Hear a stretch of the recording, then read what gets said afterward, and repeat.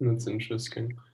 I really like watching France 24. This is a news channel, and I really like how they cover entire globe. So they don't focus on one specific country, but I think every day is a like good uh, briefing on everything what is going on.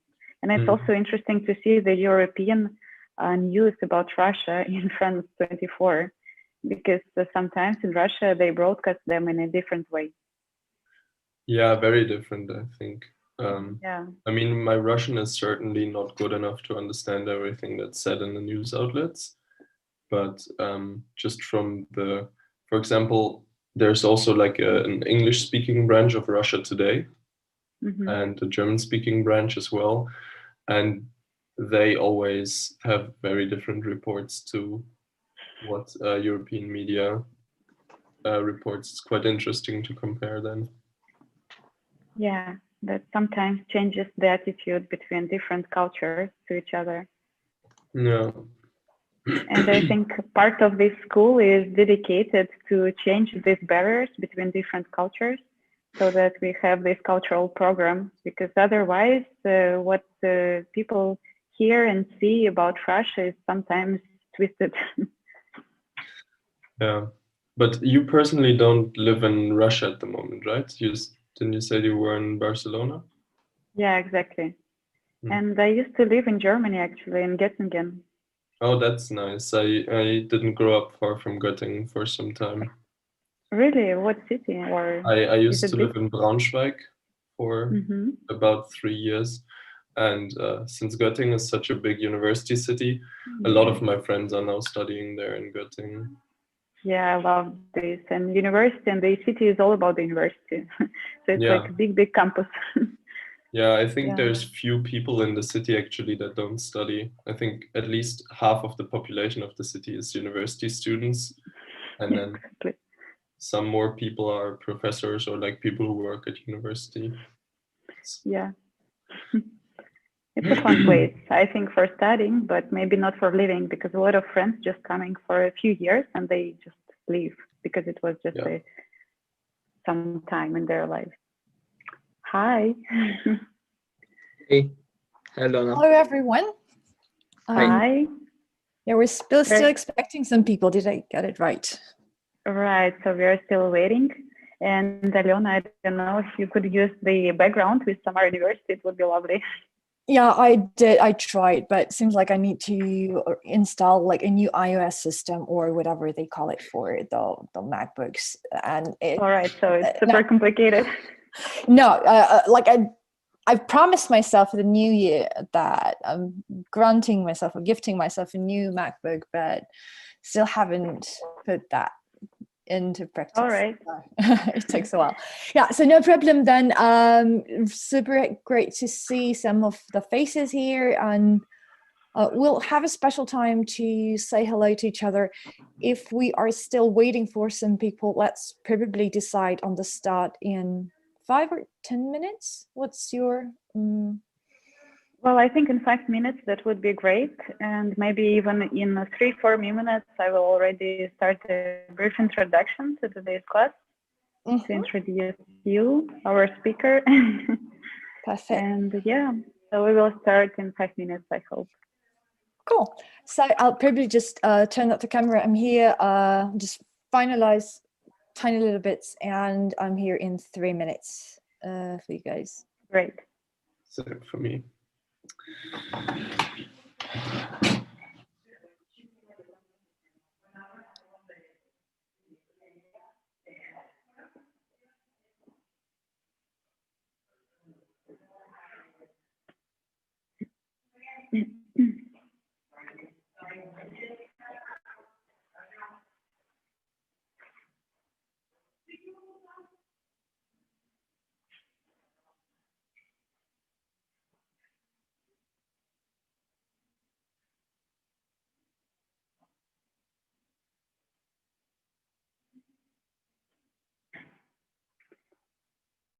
So it would be great if everyone would, who is joining could switch on the cameras, and we will start already very soon, just in a couple of minutes. Yeah, hi Arfiana. Yeah, I'm glad to hear that you are safe because, yeah, what we sent us today is terrible. I don't know, Alona, you haven't heard, but in Indonesia today there was a big earthquake, and one of Oh my our gosh. students, his house is destroyed. So he's Oh my, apologizing for not being at the class. oh my But gosh. yeah, we have 3 students from Indonesia, and Arfiana, tell us your experience, if you could share.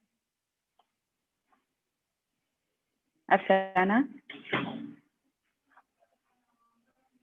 So in other places of Indonesia, there were no such almost anything, right? As far as I understand, there were no earthquake. Mm-hmm.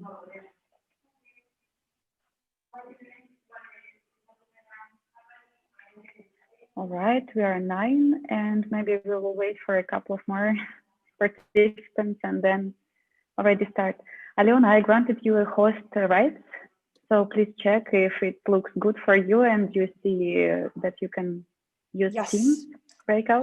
Yeah. Yeah, breakout rooms is function is available, and this is exactly what I hope to use a lot today, since it's not really a lecture of me telling you what to do with business strategies. It's more around our common reflection and our play with some useful mental models that I'm ready to share. Yeah, I think I will start with sharing my screen first for just 1 minute, and then I will give you the floor. Sounds good. All right, so I will start with showing our roadmap to see where we are. I hope you can see my screen, right? So just a brief reminder where we are now, that we already had 2 professional trainings, and Wednesday, yesterday, it was a cultural day, and I hope that many of you could join this beautiful city tour in Samara. And today we are approaching to the class 3, and the title of class, Sustainable Business Models, is not exactly what will be held today. I think today's class will go at a higher level of strategic development, which is crucial for setting the company's direction before even jumping into the models and tools. And today we have an excellent expert, Helena Yusufovic, and we are all very excited to jump into your activities. So the floor is yours, and I hope that if someone from the participants not joined yet, they will be joining just in a minute. So you can start. Perfect. Thanks a lot for the introduction, Ekaterina, and it's really lovely. I would like to ask everyone to. You would like everyone to, and then you just sound cut. Yeah, I had, I think, problem with connection, but yes, for the beginning of the class, please everyone switch on the cameras. Thank you, Tara. It would be just lovely. Yeah, great, thanks. Cool. I finished. So hello once again to all of this international bunch of amazing people joining us for the exploring of sustainable business strategies. And today's class is focusing specifically not on giving you a list of strategies that companies can develop, but more of giving you some tools and a compass, a map of how to navigate your own way to your own sustainability strategy for the company that you are working on or will be working on, so that you really find your authentic voice, that you really work towards future fitness of the business and not just do what's on the buzz right now, or what's the next thing everyone is doing, be it climate neutrality or recycling or whatever. So just a couple of let me just put up the presentation so that you know a little bit about who I am and what I do. No, too early. Yeah, so I work for a company. We're just launched the company called Living Lab. We're an international change agency with offices in Russia and the United States. And I'm also a graduate from Blekinge Technical University in Sweden, which focuses specifically on strategic leadership towards sustainability, and it's a Master of Science, 1 year long, but extremely intensive. And that's actually the experience that really turned my life upside down. Although before that experience, I actually was quite knowledgeable in the area of sustainable development. And I've been doing multiple projects in corporations, in medium-sized businesses, as a co-founder of my own recycling company. And it was also always on the intersection of business strategy, communications, entrepreneurship, and sustainability. Also been around Global Shapers movement, the World Economic Forum, and just got a couple of nice awards.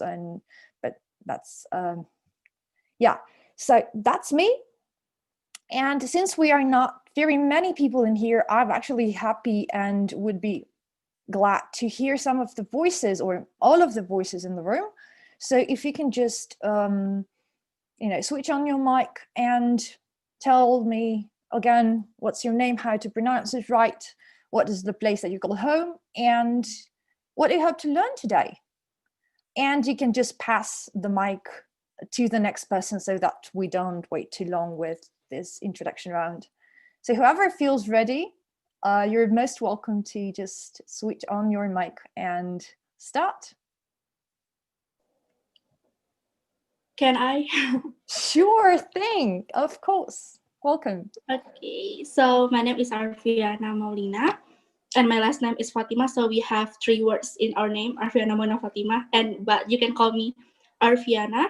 And I live in Jakarta, Indonesia right now. So yeah, I'm really excited to learn something new today. And next, I will call Tara. A little comment, I do have a degree in Oriental Studies and I speak Malay. So that's a funny connection to Nusantara region that I have in my, at least, academic background. Yeah, so sorry I interrupted you. Please pass on the mic. Thank you. Great. Good to hear from you. Yeah, my name's Tara. I live in the UK, currently in Manchester, but I'm actually from Birmingham. And yes, that's a bit about me. What do I hope to learn from today? I guess there's always, in the future, I want to create my own sustainable business, but I'm unsure of what that will be. But I want to know the foundations in order to do that. I currently run a sustainable fashion account on Instagram.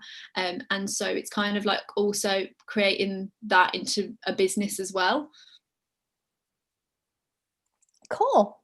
Great to meet you, Tara. Who would you pass the mic on to? You too. I'll pass it on to Anastasia.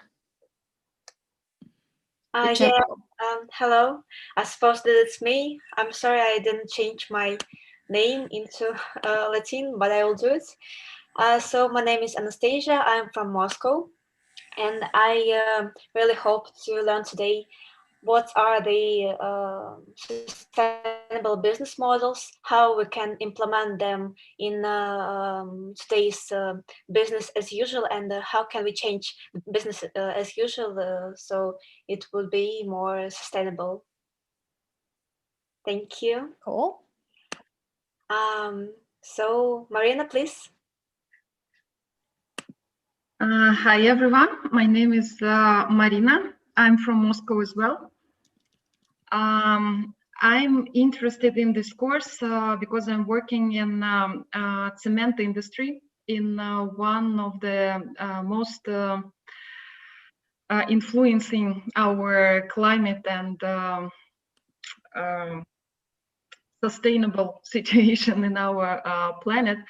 So I'm involved in marketing at this moment and was not really deeply involved in sustainable approach of the industry and our organization. So I want to dive deeper in this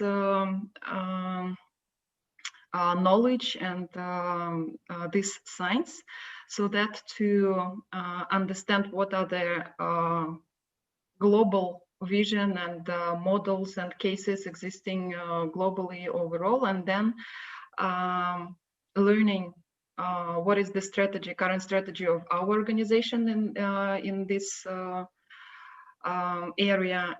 And as far as I know, we are already working on it, because our corporation is a member of Global Cement and Concrete Organization. So we are already doing some things here locally as well in Russia.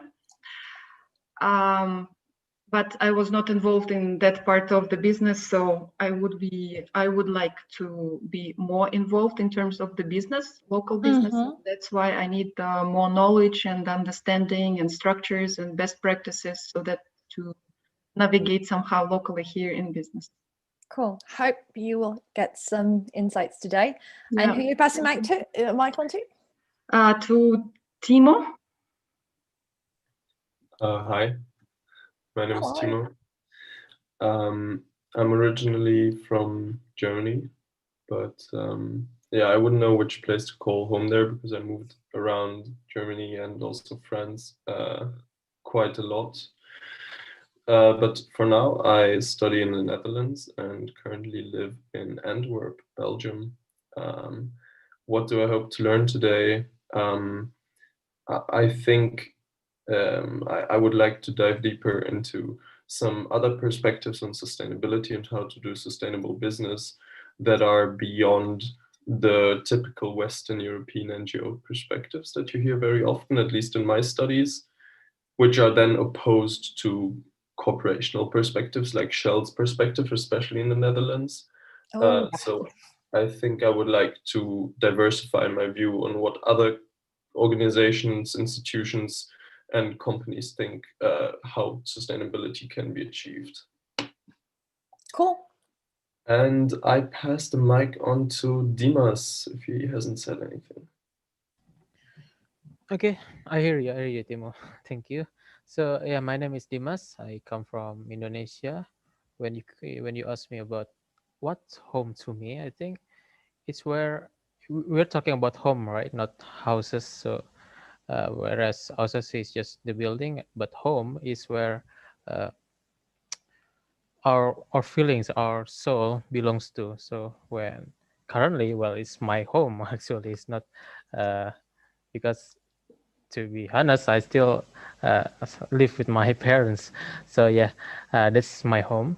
So from today, I think I want to learn a lot about the business structure, business structure as in the sustainability companies, because I have zero experience regarding this. So yeah, I think that's the point that I want to learn today. Thank you. And for the next, thank you. Yeah, so for the next one, I think I'll choose Dasha. Is this ready? Okay. Hello, everyone. Thank you, Alona. Thank you for your introduction. My name is Dasha. I'm from London, but I was born in Russia, in Mordovia Republic. So it's not that far from Samara, as I concern. So I was amazed yesterday by the tour. And what is happening today? I'm about to create my own sustainable business in Russia, but it's eco products for parents and kids to help them to come to the minimalistic approach, to minimalistic philosophy. And that's why I'm very curious of what you are going to say today. I'm open-minded, and I want to just be free and enjoy your speech. Oops, thank you. And there's another. I'm babysitting my daughter full time. So yeah, another participant. And I would like to send the microphone to Anastasia.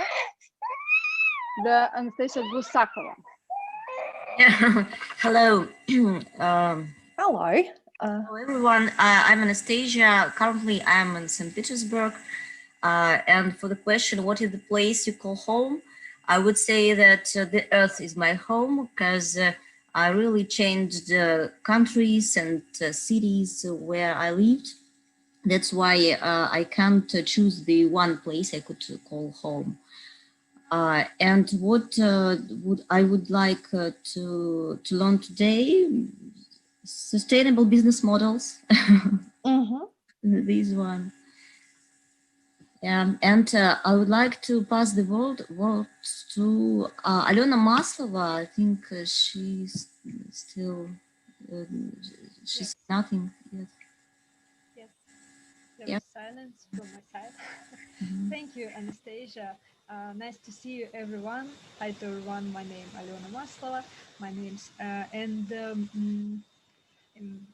answering the second question, I suppose the place which I would call home, and I could, is the place where we are staying with my husband, because we're traveling a lot. He is a programmer and he has a freelance freelance job. I'm a director of a translator agency, and my work is close to traveling too. And I suppose there are many places which we plan to visit, and all these places we called home.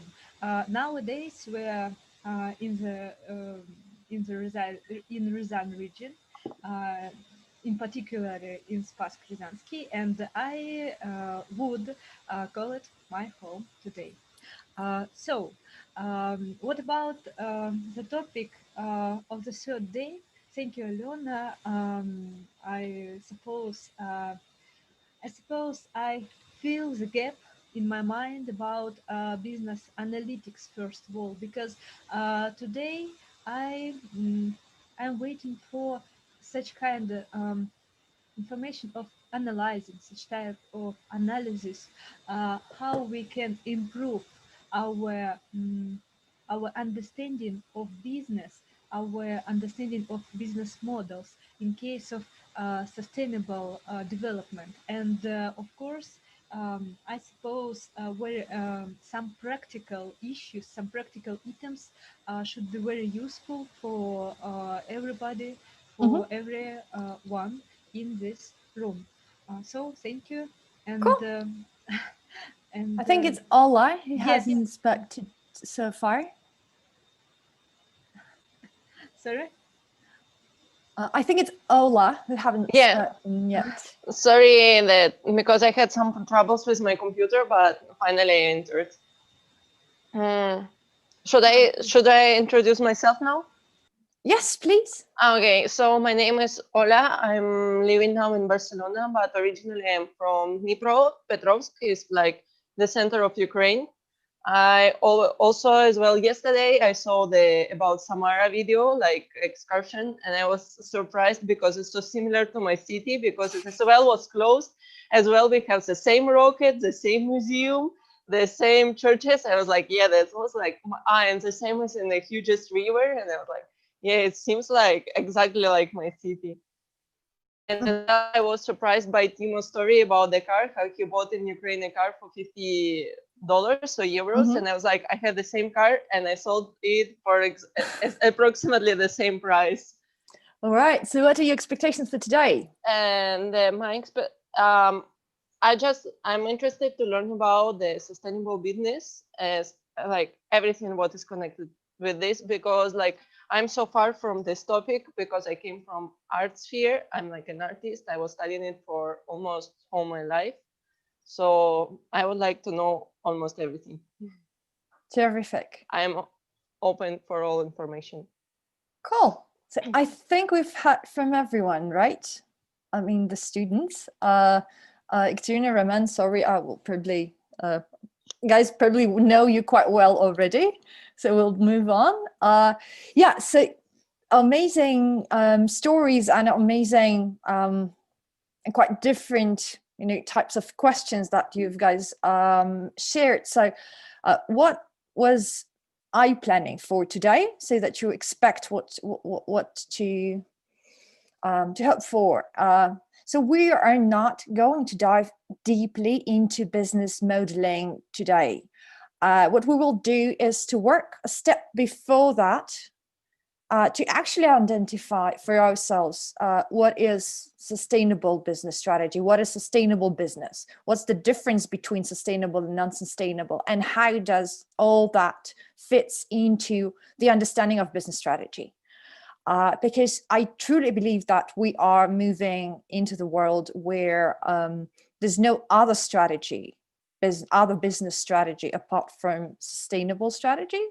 So it's crucially important for us to understand how, what's the way to come up with these strategies? What's the way not only to see sustainability through the lower part of the P&L, efficiencies, how do we cut costs, how do we, I don't know, do energy efficiency, but how do we really see and seize the opportunities on the top part of the P&L, meaning the where we generate money? What is our business aiming at?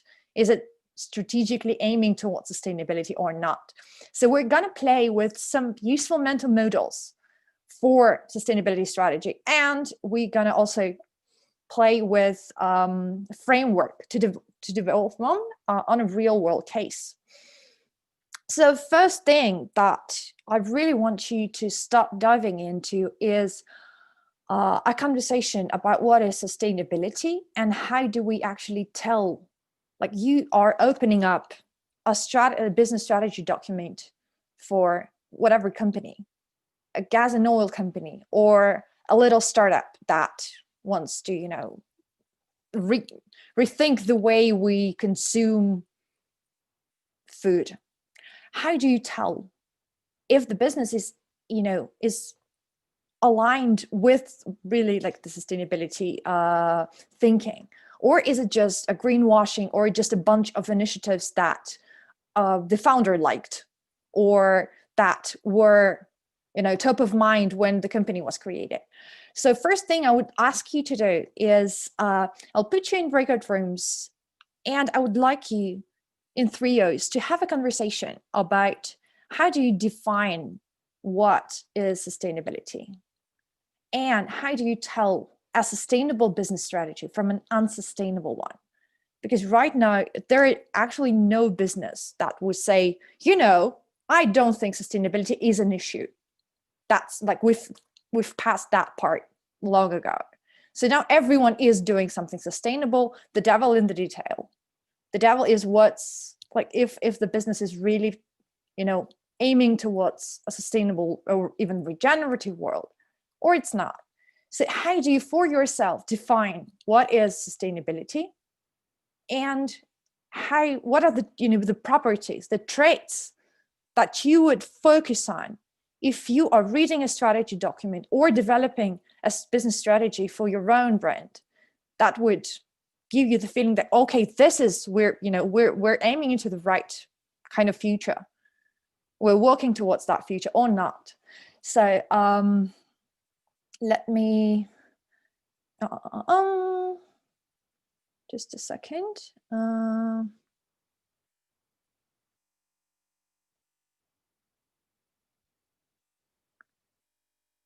So let me just put up the breakout rooms. And once again, what is sustainability for you? And how do you tell a sustainable strategy from an unsustainable one? And you'll have 15 minutes for that.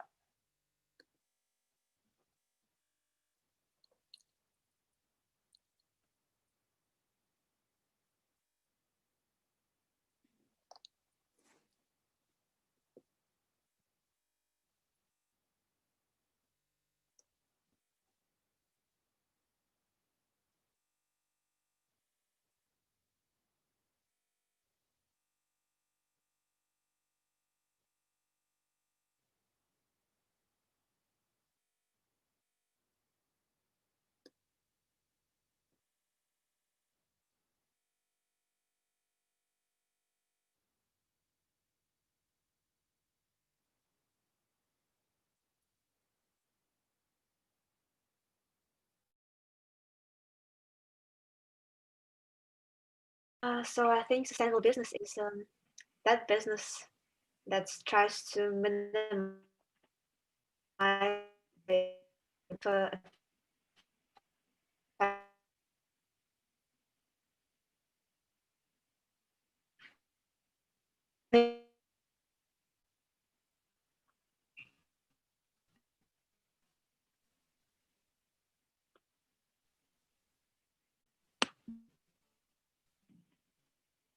I don't know if it is my problem with internet connection or the video is frozen. I cannot hear.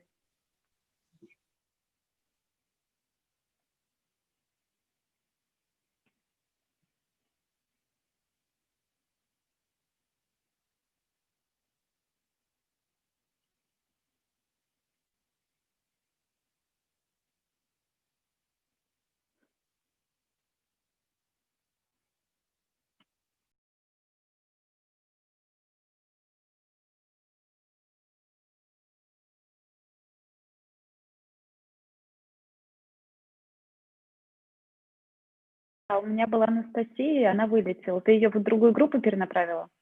Нет, нет, я вижу, что она вообще не вошла, и, видимо, она действительно вылетела, именно что вылетела. У нее, мне кажется, с интернетом что-то произошло, потому что она говорила, и звук пропал. Ага. Давай я ее, наверное, перемещу просто в другую группу. Если ты ее видишь, нас... то перемести. Она в любом случае пишет, что не вошла, но я сейчас тогда ее... Так. Подожди, она у нас вообще исчезла. Я не вижу. Да, мне кажется, у нее интернет пропал. Угу. Ну, могло быть, да. Бывает и такое иногда.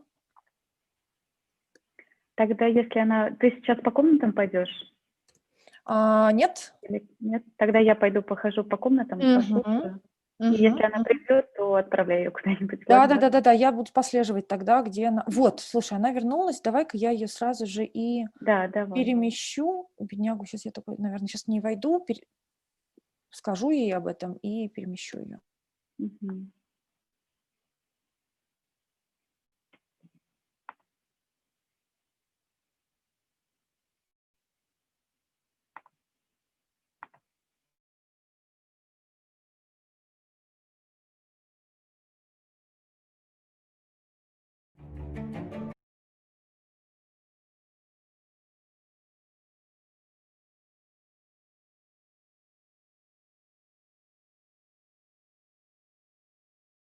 Zoom предложил, поэтому я бы вас предложила бы вам в одну. А можно я сейчас ноутбук перезагружу и Да, вернусь? без проблем, конечно. Давайте, ага. Угу.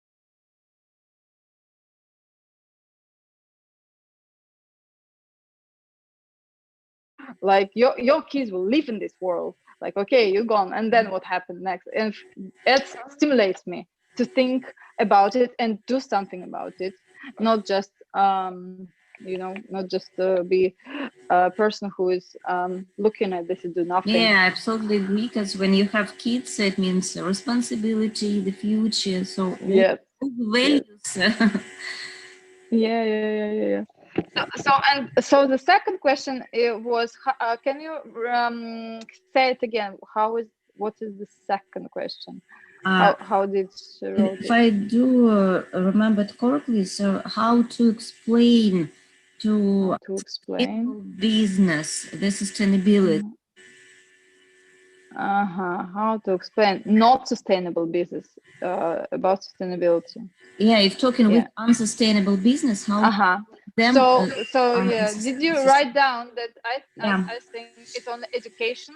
It's only from a perspective of show the world how it is nowadays, and to show the why it's important. And I think when they will know this fact, for many people who can think and who have kids especially, it would be just life-changing experience. Because my husband, he was also like, whatever. He was like buying bottles, like plastic bottles, like water plastic bottles, and he didn't care. Then I started like talking, showing him some books and showing some like PVC programs, and he was amazed. He was like, whoa, why nobody's talking about it? Like, why it's like kind of hiding a little bit from us, or it's not hiding. I think it's just not enough concentration of people know about it, so it would be too obvious. Yeah. So you would like me to read everything? Or if you can, I would love to, because I'm not sure if my partner in crime would be behaving nicely. Okay. Like, few seconds is okay. Yes, and do you think, is there any other way of speaking to unsustainable businesses? So if we talk that we need to explain them the sustainability, so it's about the new future, the new business model.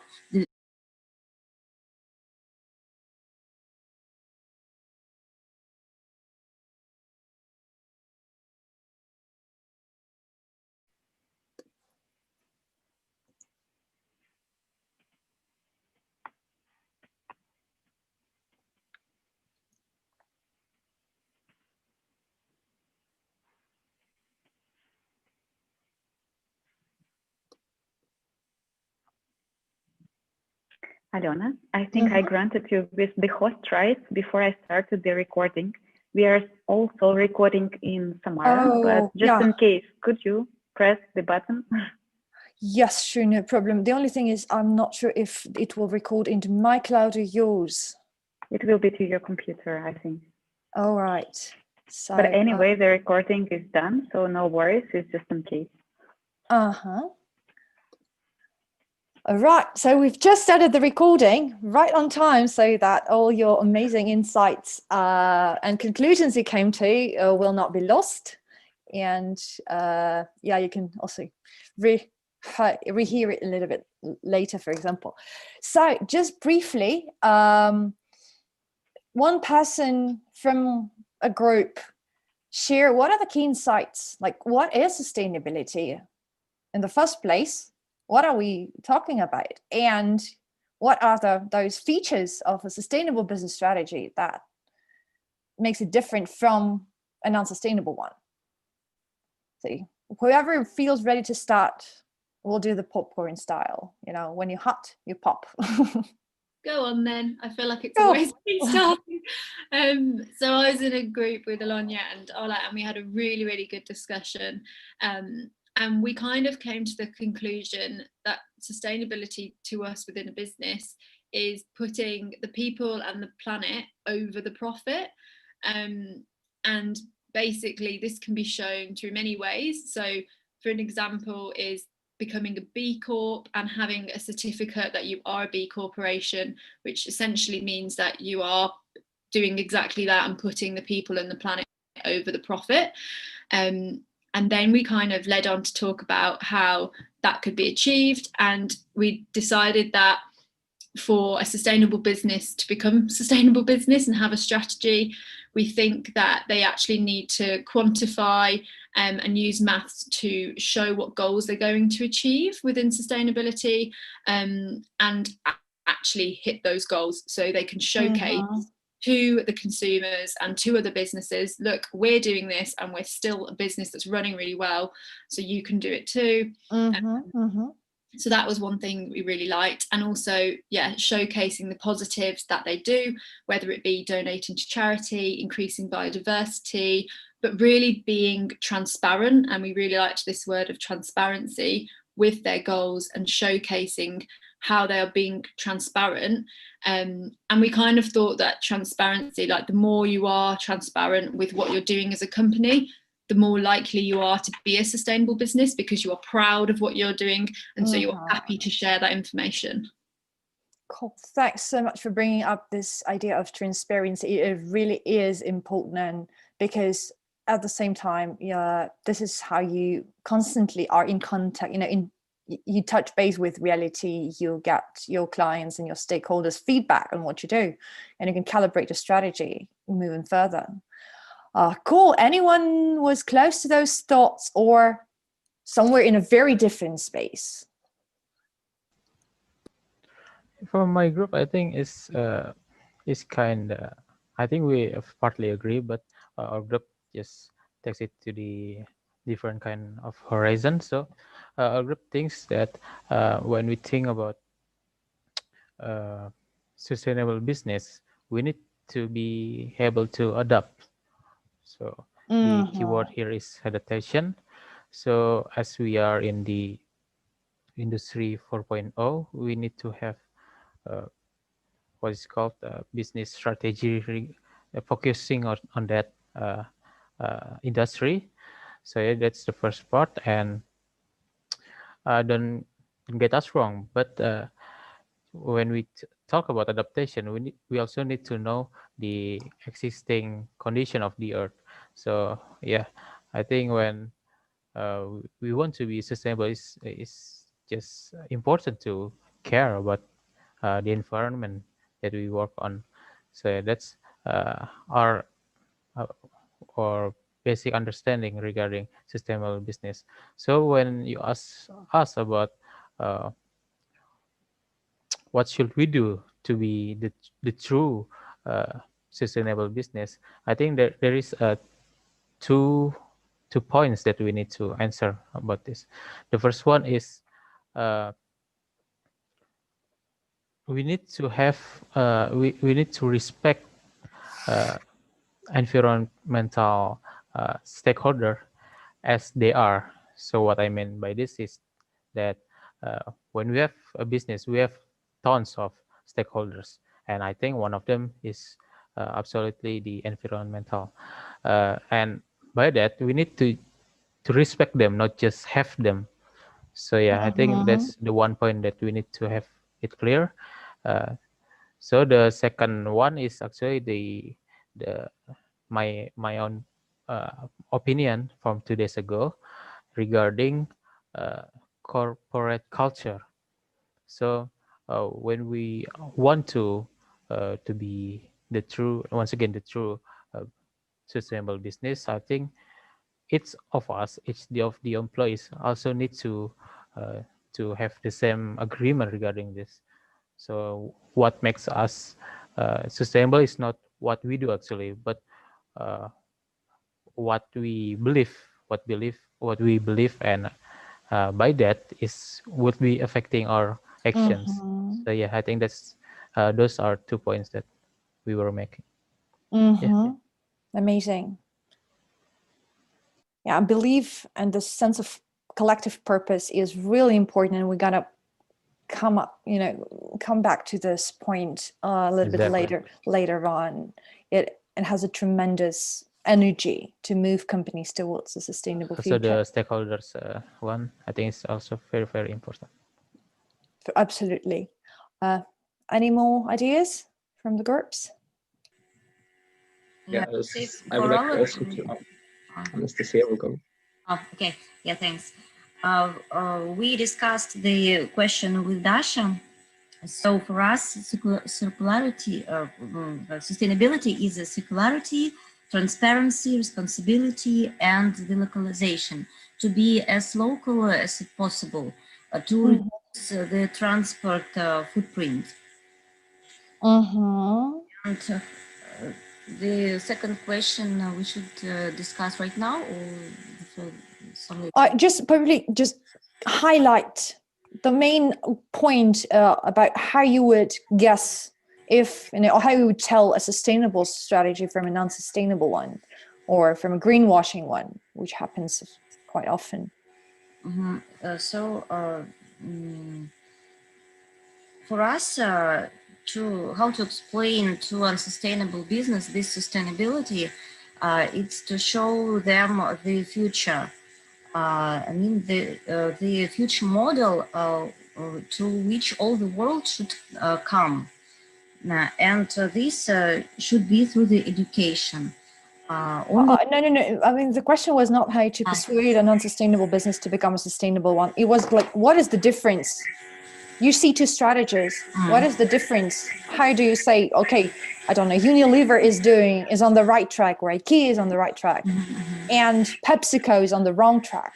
So what are those features? But these features are, yes, so circularity, transparency, responsibility, these are. Perfect. Thank you.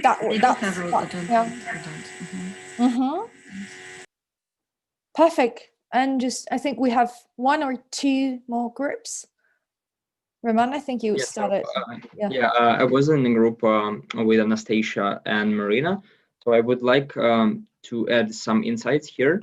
So the first one is that the sustainability is very broad term. So, and to narrow it, we can consider on those two insights. The first is that sustainable business can continue operating in its regular way on the long-term perspective. So facing all the risks and turbulent conditions like COVID, and be awake. And the second thing is that sustainable business should give something back to the environment, to do like restorative things, or to the society, to contribute to education. And from the economical point, it should be something like sustainable investment. So it basically have to give something back. That's it. Cool. Perfect. That's really important. Anyone had, like, which is the last group that hasn't spoken yet?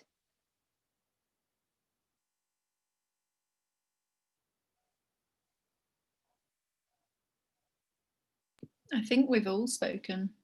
Okay, perfect. Cool. So that's kind of a really long list of things that we consider to be part of sustainable business strategy.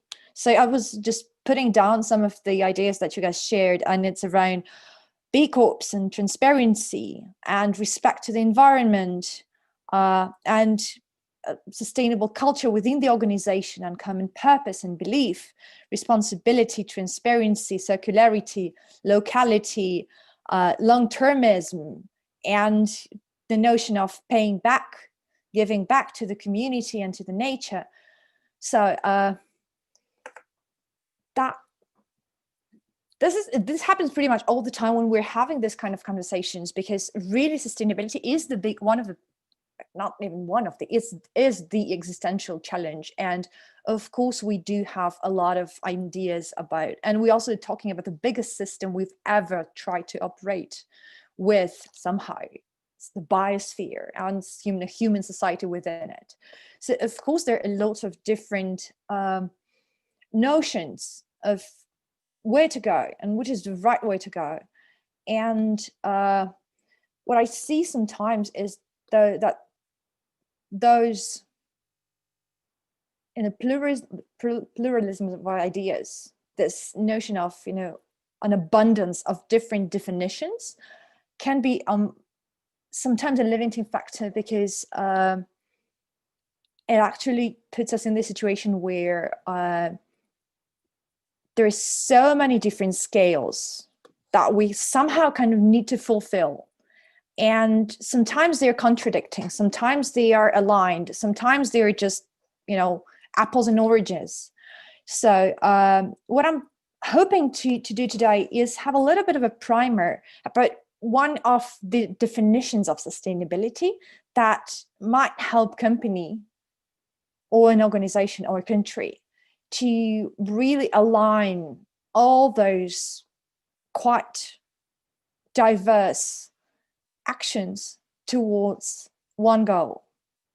So this lovely man, it's my Swedish professor, Karl-Henrik Robert, and he started getting interested in sustainability in the 90s. He's an oncologist and has been an oncologist for all his life. And then he started to, he bumped into a paradox. On the one hand, humans are amazing when it comes to supporting their loved ones. They do amazing things. On the other hand, we are spending a lot of money and efforts treating preventable cancer diseases that are originating from toxicity in the environment, or are they quite environmental and preventable reasons. And he started to get interested in sustainability conferences. And the more he was going to those conferences, the more he was bumping into this a long list of different angles and topics and ways to think about it. You will have a class on systems thinking later on in the school. So the opposition of systems thinking is reductionism, is the way to think when we see a big animal and we cut it in pieces and we study the pieces and we hope that by studying the pieces, we would somehow get the whole picture right. In reality, when we're talking about systems as big as the biosphere, it's not really, it's helping with details. It's not helping with a whole system view. So, and he was going to those conferences, diving into all those tiny nitty-gritty details that were, and a lot of energy was being, wasted in those battles, but there was no clarifying, unifying picture. For what are we actually discussing this? He also saw the same way of thinking around tools. Okay, we're doing circular economy, but how do people fit in? Okay, we have UN SDGs, but what if they're contradicting in certain ways? So there is plenty of tools, and there are conferences on specific tools and details of the tools. And it just creates a lot of clutter that sometimes lead to this, decision paralysis, because people are just, okay, I'm a business. Which one should I choose? Which is the way to go? And he's also seen a lot of silo thinking in what was going on. People were, customers and are having conversation about sustainable consumption, and finance and economists are talking about, positive money or whatever it is. Politicians are driving specific agendas. They're all looking at the same elephant from very different angles, not really missing the point on what that big animal is. The good part is that he was surprisingly not the only person who was struggling.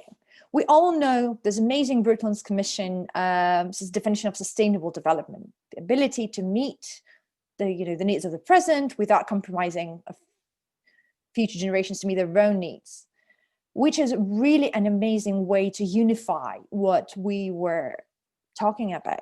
But the problem is, it doesn't really help us to figure out what should my company do on the Monday morning. We do have another amazing breakthrough about the global alignment of what we think is sustainable and what is the way to go to, and its sustainable development goals. the dark side of them. And I'm not seeing that much in the developed world, but I do see that a lot in the developing and emerging nations, is that companies tend to cherry pick things that they like, but not things where they contribute the most or where their impact is.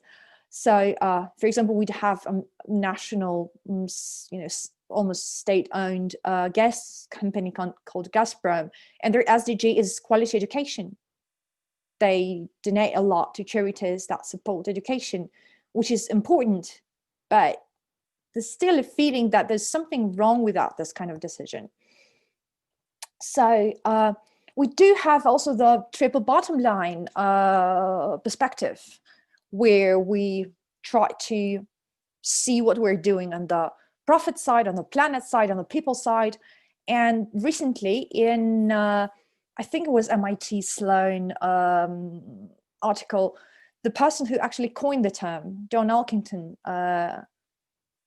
asked to recall the concept back, because it created the trade-off thinking, where companies were thinking, okay, I'm actually harming planet here and there, but what if I will just compensate on the social side and will, support schools or sport or healthy living or whatever.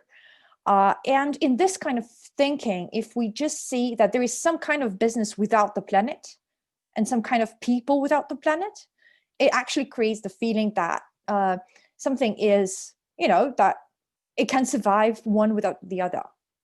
In reality, it's not really the case. So what the Kali did in the 90s, and what actually kind of paved the way to a lot of beautiful sustainability stories that happened since then, is he saw the same story in the world of oncology, in the cancer scientist community, where there was a lot of silo thinking, and people who were treating this kind of cancer couldn't really communicate with people who were treating the other kind of cancer, because they even had different terminology. And before the definition of cancer actually was formulated, a unifying one, when everyone was, on board with nothing happened, and people were continuing to treat symptoms without actually addressing the root cause. So he thought, okay, what if I just, kind of sit and write what I think is how the world is made, and what makes it unsustainable. And he wrote a piece, an article, and he sent it to more than 100 leading Swedish scientists, from biologists and oceanologists to physicists and business people, and surprisingly, they came with a lot of red marks on them. Although when he was sending it out, he was so sure about it. He was so, in alliance, in consensus with himself. And then there were 21 iterations of the same text that were going back and forth until there was finally a document that 50 scientists agreed on, but how the world is operating on the very, very school level, and what are the root causes of this long list of sustainability issues, social and environmental, that we're talking about today. So what have they what was the conclusion, the consensus that those scientists came to? First is that we really need to zoom out. When we're talking from a business perspective, the only thing we see is business and its interests. And in reality, if we're talking about the business part, the profit part would always be the biggest one. The reality is that we're living in the biosphere, and it's not the planet. It's not, the Earth that we're living in. We're living in a tiny, tiny surface of the planet called the biosphere, which is the only place in the universe where humans can flourish and thrive indefinitely. The only one. There's no Mars colony that will help us out. Then, and no planet, no margin, no profit, no humans. So that was the first thing they kind of agreed on. It sounds really obvious, but for the moment in time when this concept came out, that was pretty revolutionary. So first thing that they came is that we need a whole systems view, and there is no human society without the environment, apart from probably several astronauts somewhere out there. All the rest are dependent on the environment fully. An economy is a subsystem of the size of the society that is artificially created and that we are using to divide limited resources within that system. And it's not like a separate entity that can work without economy, or that can work without the environment or without the society. So economy is a system that fully depends on the health of the human society and the environment. If those two are broken, there's no business on a dead planet. Next thing that they agreed on were that there are natural cycles in the biosphere in our home that we need to respect and that we need to be aware of. So we do live in a biosphere. And beneath the biosphere, there is the Earth's crust, the lithosphere, that have a very slow natural geochemical cycle with the biosphere. Volcano eruptions on the one place and sedimentation on the other. And it's pretty balanced and it's a very slow one. There's a faster cycles, like the sun cycle, where the sun radiation and the light comes into the biosphere and part of it is reflected back, part of it is, stays here. What does it stay here means? Photosynthesis, an amazing engine for the evolution, the only way to produce matter out of energy in this place we call home. So photosynthesis pays the bill. It gets the sun's energy, puts it into matter that later comes, gets consumed by other animals. When those animals are dead, nutrients come back, and this is what we've learned in the school. So those three little cycles, not all of them, just three, are the engine of the biosphere, the engine of the evolution. This is what made a piece of matter 4.5 billion years ago into what we call planet Earth and nature today. And only those three cycles are the ones that we should not break so that we can indefinitely continue within those cycles. And this is how the scientific definition of sustainability was formed. It's actually a capability of our human society to continue indefinitely within those three natural cycles. Just those three. And it resonates a lot with, Roman, what you were saying about the sustainable business is the one that can continue for a long time. It's totally the same for the human society. So sustainability is the state of the world, a state of our, the way we're using resources on this planet that gives us a capacity to continue indefinitely within these natural cycles. So how can we break those cycles? And I'm sorry for some Russian here. I was briefly translating this presentation that I'm mostly running for the Russian-speaking audience, so there might be some slips here and there. So there are three ways how we can crack those natural cycles. Again, only three, not a long list of problems. We can break this cycle within the lithosphere. We can bring a lot of matter from the Earth's crust into the biosphere, way more than is consumed through sedimentation. We can add man-made materials like plastics or ozone-depleting materials, or abnormal amounts of natural things, for example, like methane from a lot of livestock, that nature cannot really use in its natural cycles. And the third one is when we're physically degrading nature so that it would prevent it physically from running those cycles. So here comes the sustainability principles and the principle definition of sustainability that I'm actually using in my work. So in a sustainable society, nature is not a subject to systematically increasing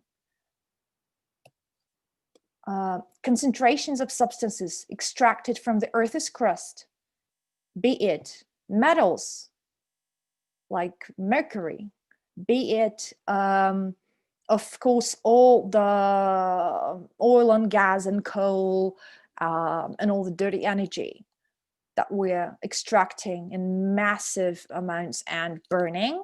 So they're actually ending up in the biosphere.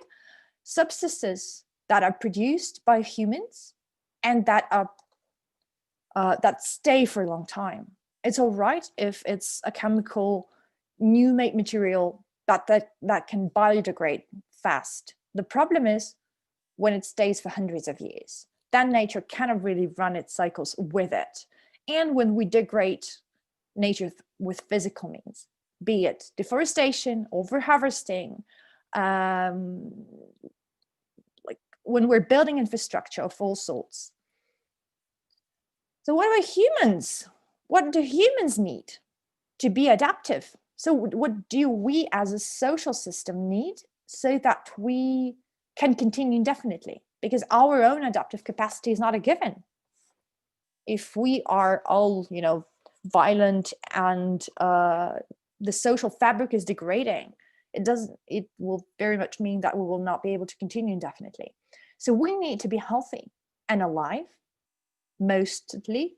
We're not talking that no one is getting killed, but we're talking about generally that the population is healthy and alive.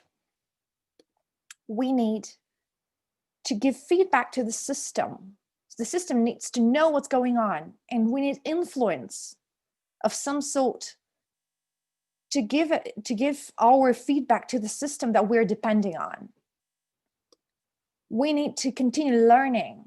All thriving, resilient systems are self-learning and self-organizing. We need to have impartial treatment without discrimination, because otherwise, when there is a challenge, we'll have not enough different response to those challenges. If this is the case, if we're only having 25 male rich white men in our board who've graduated from pretty much the same university, very probably we're quite biased in our decision making, and we're missing an upcoming risk, or we are missing a possible response, a creative response that will help the system to be resilient. And we also need an opportunity to create collective and individual meaning. Humans are a meaning-seeking species. We need to understand why we're doing something. So we need to have an opportunity for meaning-making. So out of that comes another part of the sustainability definition, principle definition, that people and this human system are not subject to structural obstacles to health. And by structural obstacle, I mean that, again, it's not that no one is dying. It means that on a massive scale, people are not prevented from getting treatment because they cannot afford a medical insurance, for example, or that the conditions they're living in, the air quality that they're living in, is creating a structural obstacle for a city to remain healthy. Influence. We do need to self-organize. We do need to have quick responses. We do need to have a power to change something in our little communities, at workplaces. This is how systems self-organize. We need to not to have structural obstacles to competence, so that we can self-learn all the time. Impartiality.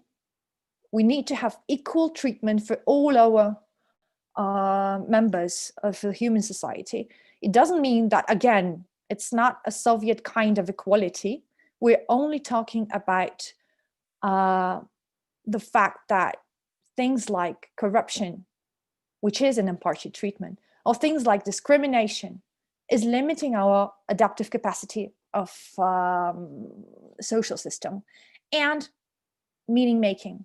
If we're having a really strict ideology or dogmatic religious cult that we're in, we do have structural obstacle for meaning making, because we need to think and make sense of the world in one specific way, which is also creating a very limited understanding of our possible responses. So these are those 8 things, 8 principles are the core of what we call a scientific definition of sustainability. It's tricky because it's like a negative thing. Don't do that and don't do this. It feels like it's kind of a compliance-based thinking. In reality, I would propose for you to think of it more as the safe operating space. So these are the boundary conditions for the system to exist. It's not even boundary conditions for us to have a thriving life. It's just a bare minimum for survival that we are not even fitting right now. So these is the kind of the brief, the task from our client, planet Earth, and our stakeholder, human society, that tells me, this is what hurts me. This is what makes a bad thing. So please don't do that. And all the rest is up to your creativity. Run any business you feel like. Have whatever purpose you mean. If you're not contributing to those things, we're on the safe side. We will continue as the human race on the planet Earth. How does it feel when we violate those sustainability principles? If we are having a heavy corruption in our country, which is very much the case of many emerging nations, Russia not being an exception, it doesn't feel like everything falls apart immediately. It feels more like, just show me somehow if you have ever played Jenga or Tower somewhere in a bar or with friends. Timo, I see. So for those of you who haven't played it ever, the idea is that there is a tower of wooden pieces, 3 by 3 by 3, and we take one piece out at a time, and whoever is the last person to take out the stick before the tower collapses is the loser. So this is pretty much the feeling that we have with those sustainability principles. We can undermine, the situation with climate or biodiversity for quite a long time. The moment the tower gets shaky is already too late for us to do something. So, but there is so many things you can do with the tower so that it doesn't get shaky. You can, put a book on it, or you can move it, or there is so many things that you can do with it. But if you keep continuously taking those wooden pieces out, this is what undermines the adaptive capacity. This is what undermines the system. And a very obvious, the most obvious example of how badly we understand as humans this idea of systematically increasing damage is the way we treat climate change. And I really love this Instagram picture that speaks a lot to how we see complex systems. So first, when system gets shaky, before the system gets shaky, we are happy to deny it. Then when it starts to to shake a little bit, we're happy to say that there's nothing in what we do that brought to that. When we finally see what's going on, it's already very much too late, because the system just is about to collapse. So this is and the result are that when we finally figure out how things are, everyone is so busy doing their daily work that it takes millions of students taking out to the streets as a wake-up call. So in terms of where we are now in relation to those principles, and I love this way of thinking of sustainability, is just like a straight line, a baseline for survival. Up, above it is the regeneration, where we start to restore the damage that we've made, and below is the destruction of the system that will sooner or later crash into the wall. So we're definitely on the downward spiral right now. And where we do need, and this is another way to think about it, you've probably all heard, or if not, I would very much recommend you to familiarize yourself with planetary boundaries concept. It's the same pretty much idea developed by Stockholm Resilience Center, where they try to map how things are. Like, are we already in a red zone in relation to 8 really critical parameters of the Earth system? Or are we somewhere safe? So everything that is not green in this picture, which is most part of it, means that we're already over the limits of the system's adaptive capacity. And 3 gray areas are a big question mark. We might be already so much past even the red zone in there. And this is all gloom and doom, but it does make sense to talk to you about this, not just to state the urgency, it's obvious for those who joined this course, I hope, but more about how do we talk about sustainability in a way that is both scientific and that makes sense. So where do we need to move? Of course, we need to move up that part. We need to move at least towards a sustainability point where we would stop damaging the system. And then very probably, and this is the voice that I've been hearing at a lot of sustainability conferences all over the world for the last couple of years, that we've done so much damage that sustainability is no longer an option as well. We need to move forward to regeneration, to restoration of the damage that we've made. So at least we now have the map. We know where this line is, because what we started with a conversation about what is sustainable strategy and what is not sustainable strategy, that were probably a lot of different, errors here and there, pointing into different directions. So now we know where to go. How do you use all this? And what does business and business strategy do with all this? Because that sounds probably very scientific, and I totally understand if you were partially checking out on the way. So what does it mean for business? It means that most of the businesses, because they are part of the larger system, are together with the system, are on this down move.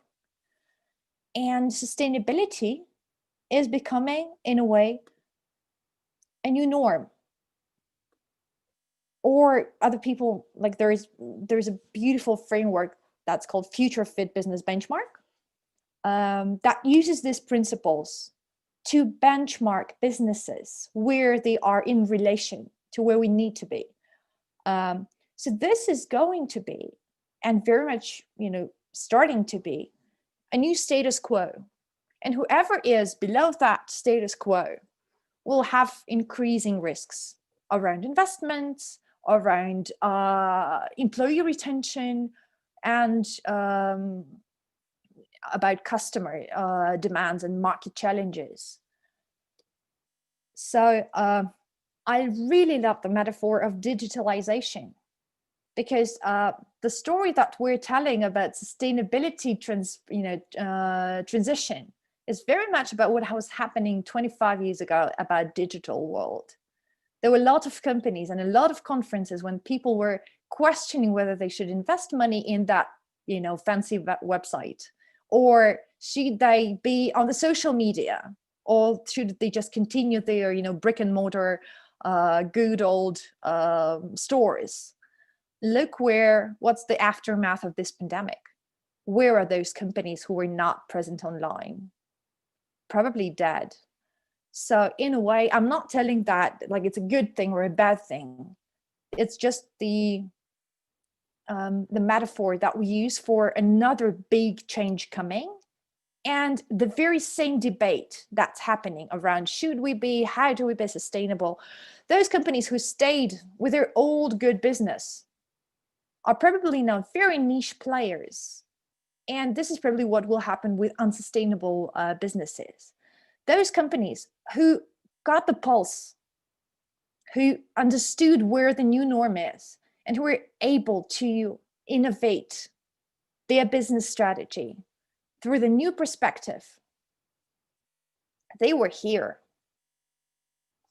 These two companies, and if we're talking about the digital world, were kind of selling the same product, an opportunity to share a picture of what you think is important to your friends and family.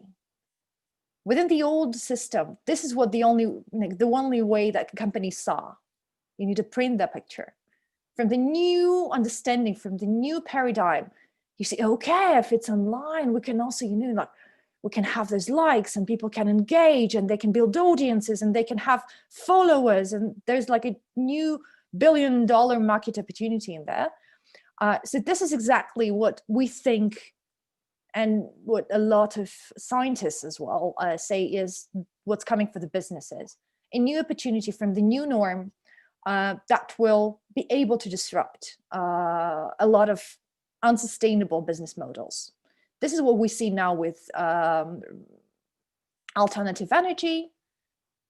And we see big companies like BP rolling out strategies for total decarbonization by 2050, for example. And they're reinventing themselves as an energy company. There are a lot of questions to these kind of efforts, but overall, this is where the wind is blowing. And companies are different when it's coming to the way how we figure, how we navigate our way into the sustainability world. And this is a lovely way also to think about it that Bob Willard popularizes. It's the guy who's been working for 17 years in IBM in learning and development, and then decided that he'll write a PhD, surprisingly, on sustainable business case, like a business case for sustainability.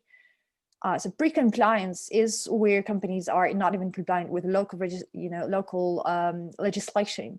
Compliance is very much where thinking about sustainability was, okay, in terms of the law, we're on the safe side. Why should we do more? Stage 3, beyond compliance, the do more guys. This is where the efficiencies were. This is where some little marketing opportunities were. What most of the companies are trying to do the jump between is this beyond compliance thing and the integrated strategy, where we're no longer thinking about a separate, okay, this is the business strategy, and this is how we will make money. And this is our sustainability strategy, is the way how we're trying to camouflage the way we're making money in the first place.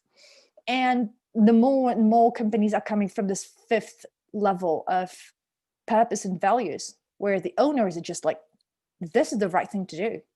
There's no question about how it works.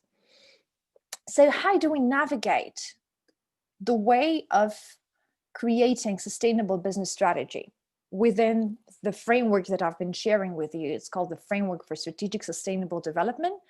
So we have those principles, and this is where we start. We don't start with trend watching. We don't start with looking from the present into the future, because the trends of today are exactly the root causes of what brings us to unsustainability. So thinking from the present may very much drive this, do the wrong thing righter kind of thinking. So the way that we're using this framework is that we start with an end goal in mind. And we start with a question, okay, do we actually, as a business, as our key value that we deliver to our customers, to the society, are we actually fitting into those principles? Is there a place for us in a sustainable future? And if yes, how does it look like? And we start with that end goal in mind. Only then we come back to the present and we do the baseline assessment with all the possible tools that are out there in the world, of plenty. Only then we start creating cool solutions to bridge the gap.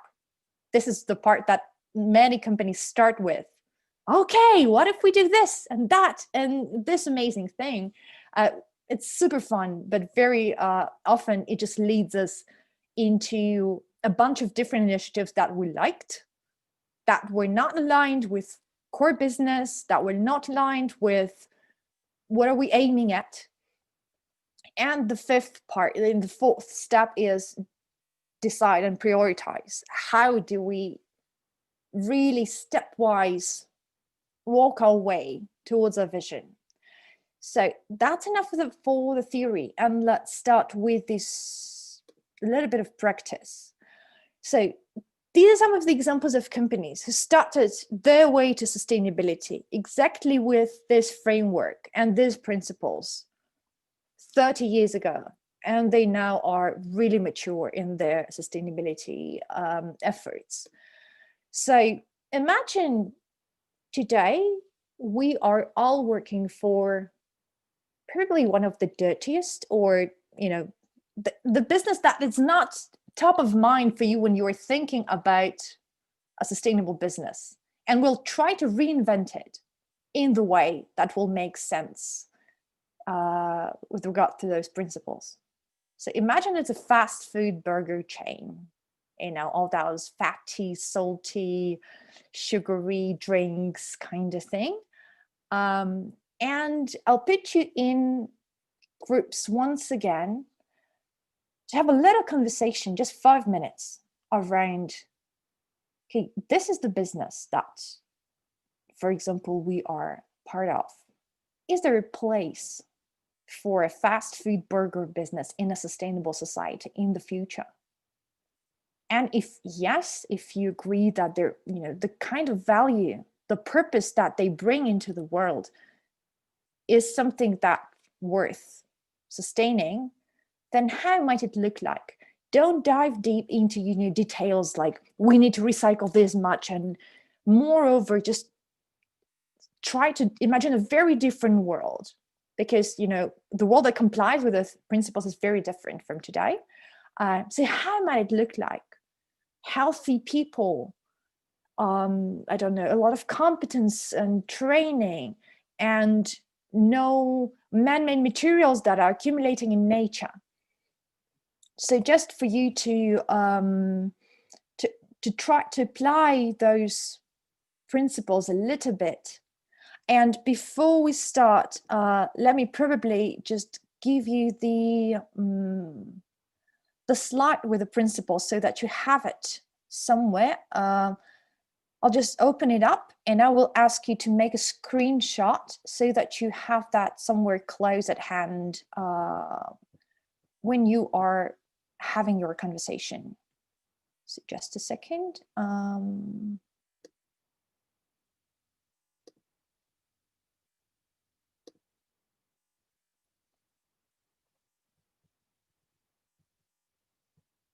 Yeah, so please do a screenshot so that you have a point of reference for your conversation.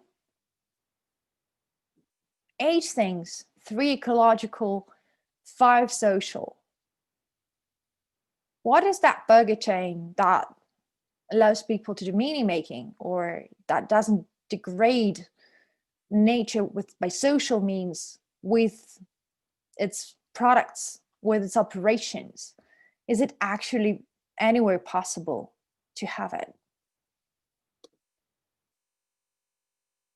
And probably even before you start, if you have really important questions about the framework or the principles, I'll take a couple of them now just to clarify, and then I'll let you go for the discussion, because that was a real big chunk of theory and a big chunk of me talking. So,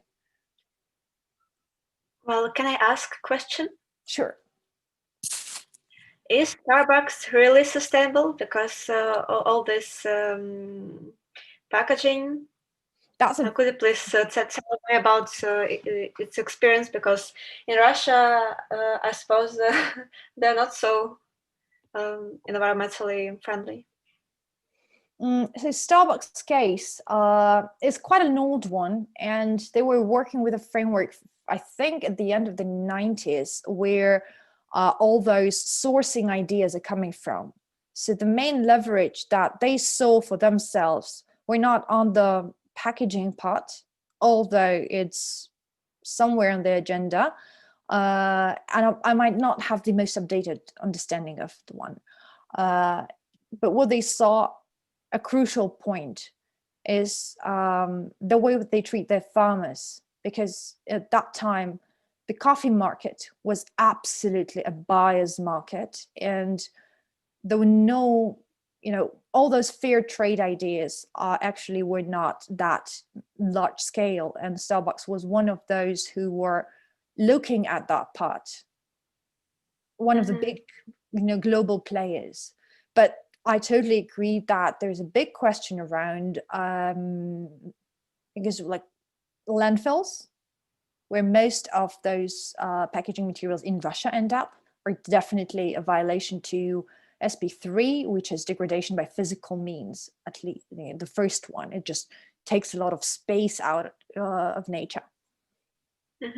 So their case is in the social parts of the question, in fair trade and so on. That was the part, and also the farming methods that farmers were using to grow coffee, because it's tropical region, most by extreme biodiversity, and we're cutting all that down and we're planting coffee trees instead. So they were also working around more sustainable farming practices.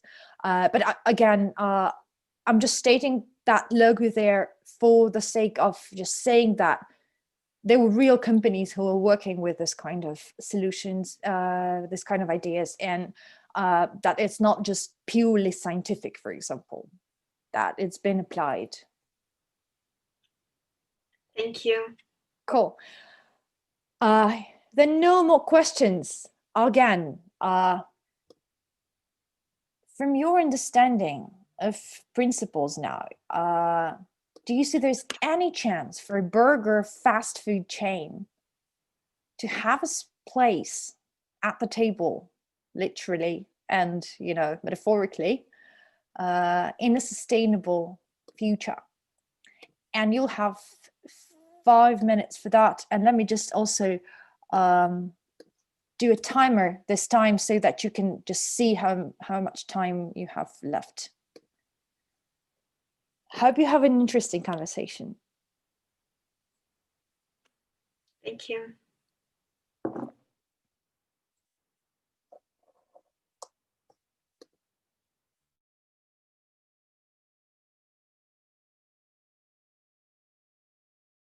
Hello. It's me again. I think you're on mute, Anastasia. Oh, perfect. Already know each other. So, yeah, it's interesting question. I should ask you first, what is your opinion about fast food sphere, and do you personally eat fast food? Some last years, I don't eat the fast food, but I think that it could be, but everything should be changed.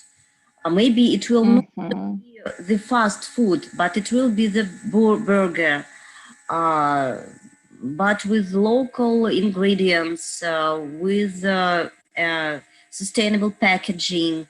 I don't know what else, with circularity and other,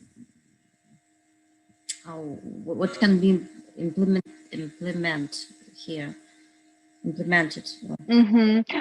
For me, I'm not a big fan of meat, and especially burgers, and especially fast food. It's kind of it's the last place where I would go.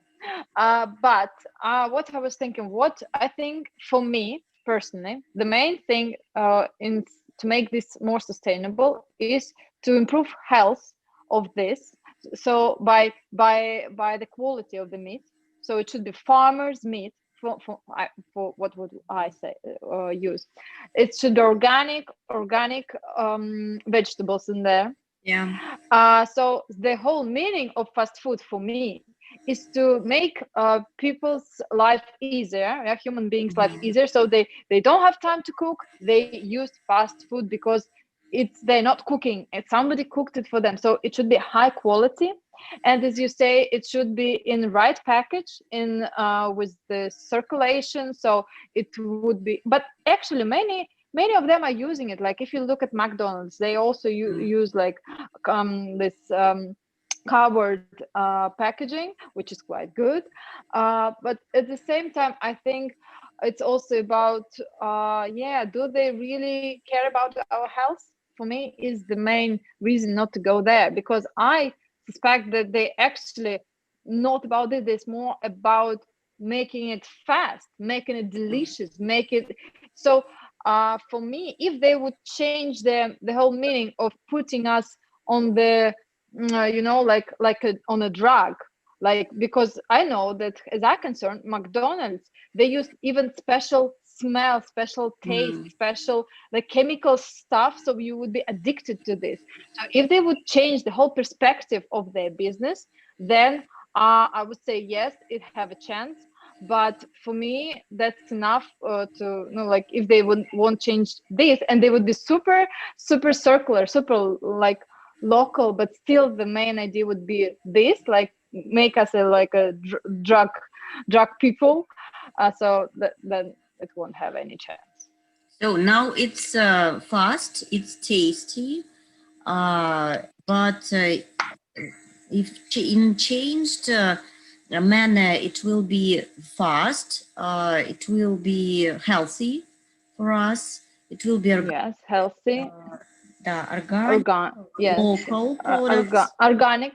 Yeah, it should be not about like buy one get one free, like you should want it. Yeah, come on, we have this and that, and this is for the low price. It Without can stimulation. be like another product. Yeah, it's not about stimulation, people. It's about being again transparent, show who are. So they should be proud of where what are the sources of where the meat came from. So, and they also support local businesses. So by them, another people got involved into like spreading the health, not spreading the just this. And what I don't like, for example, in burger stuff, they also put this, McDonald's to use these Happy Meals.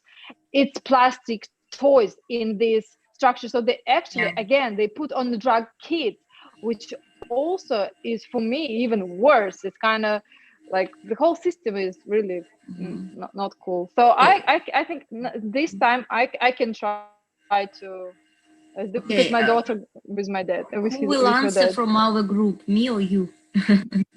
I will answer. Okay, yeah? okay. No problem. What if you know, I will answer. But if you have something to say too, I think you can just add something. Okay, don't be okay. But I shy. think we discussed everything, so.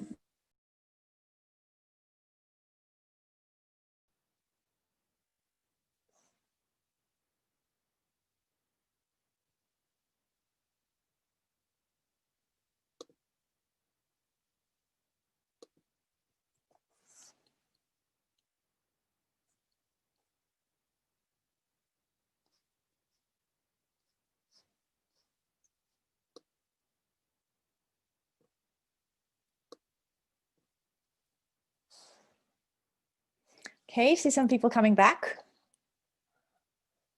All right, so just shoot. What are the main, like, what's your result? Like, lives or dies a burger chain in the future? Okay. It has a future. Hello. It has a future. I was in a group with Anastasia Gusakova, and we came up to the idea that it have a chance, but if they fundamentally change the whole purposes, why they're doing what they're doing. So we looked at the question, what is fast food? I think, in my opinion, it's denying that it can be healthy and it can be fast. So for me, it's kind of people to be not cook, right? Come eat and then do their business. So for me, the main thing also is so they could invite farmers. And for example, it's the burgers, right? It's meat. Meat should be, for example, local. So they support local farmers. So they think about health first. But what I can see, what we were discussing is that nowadays, for example, like if we would say McDonald's, right? What they do, they put us on drug. They want us to, like want this food. It's about being addicted to this food, addiction. And that's what I really don't like. And also I don't like that they involved kids in this by their Happy Meals and plastic toys, which is the whole industry actually even can make the whole pollution thing worse than any other toys. So for me, this meaning should be changed to the health points, and they should really care like that by their business. They should involve, for example, organic vegetables, right? And organic something. So it should change the whole meaning of why they're doing what they're doing. Cool. Anyone else who thinks there is a future and an explanation why? Yes. We'll hear one more voice, pro, and one voice contra, if there were any, if there is one at least. Just for, sorry, Anastasia, for interrupting you. Anyone who thought there is no future for a business like that in the future? All right, so we're all really hopeful for our little burger chain. Okay, sorry, Anastasia, please continue. I just wanted to contribute a voice for future of hamburgers. Can I? Sure. So, except for the facts of health, that is very important. We have some more cases. I was in one group with Marina and Roman, and we decided that in the future burgers there should be used alternative meats, and if it is not used, then the principles of farming should be ethical and ecological. So produced in the way that that doesn't harm our earth. So the other is about packaging, because the single-use packaging cannot be properly manufactured.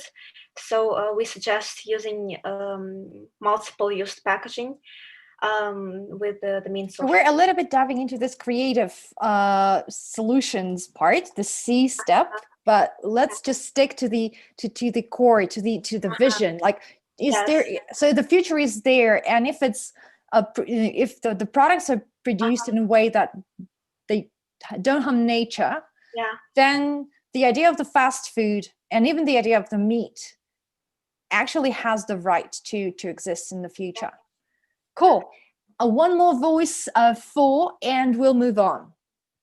Ola, please. But I want to say, because I have a real example. My friend, he owned like one burger cafe here, and I want to say that, for example, I don't think he was thinking about sustainability when he was doing it, but it's like not about McDonald's, because the burgers, like, idea is super simple. It's like bread, meat. Sometimes it could be vegan. For example, for now, it's a lot of vegan options when we are not using like animals and nothing. As well, he is interacting with the culture, with the music, and then, like, this interaction, he is inviting a lot of artists. He's always doing high quality music, and the clients is quite sustainable because it's based on a friendship and like advising, so that the same type of the clients come in and it's going around the advice, and as well the workers are treated so good, they're happy that they're working there, that's interesting. So I mean, I like, if to change something, because they are not sustainable about packaging, But I would like to say a little bit to improve this. It would be quite a sustainable business. Cool. So I'll just let me cut you here because I probably want to move on. So overall, there are definitely things that we do value about fast food. We love to have sometimes the possibility to just not to cook and grab something on the go and consume it on the way. And if it's local, if it's really, strengthens the social fabric by its business, why not? Okay, so if this is the case, and I totally resonate with Tara's also comment in the chat that technically, if the business exists, it already is serving something really important to the community, to the society. Otherwise, it will not be profitable. So it's having a value. The question is, how do we define that value? And how do we define our purpose? And so that we don't get consumed into the ways we're delivering that purpose, but we stick with the purpose. All right, so let's move further. And I have a little trick for you here because we're not talking about a random company. I made you do the work that is already actually been done for quite some time ago. And it's a Swedish burger chain called Max Burgers. I'm not sure if many of you heard of it. It's pretty local. They're operating in the Scandinavian countries and also in Poland, I think, and probably a couple of and for some reason in Dubai. I don't know why. So they are a family company from late 60s. They now operate 130 restaurants, more than 5,000 employees, 350 million revenue per year in euros, and they are extremely successful. On the anchor market in Scandinavia, they're beating McDonald's and Burger King like hell. And sustainability efforts are partially what brought them where they are now. So let's study this story a little bit, and we'll also continue playing with, us doing something and then seeing what happened in real world. So this is the vision they came up with.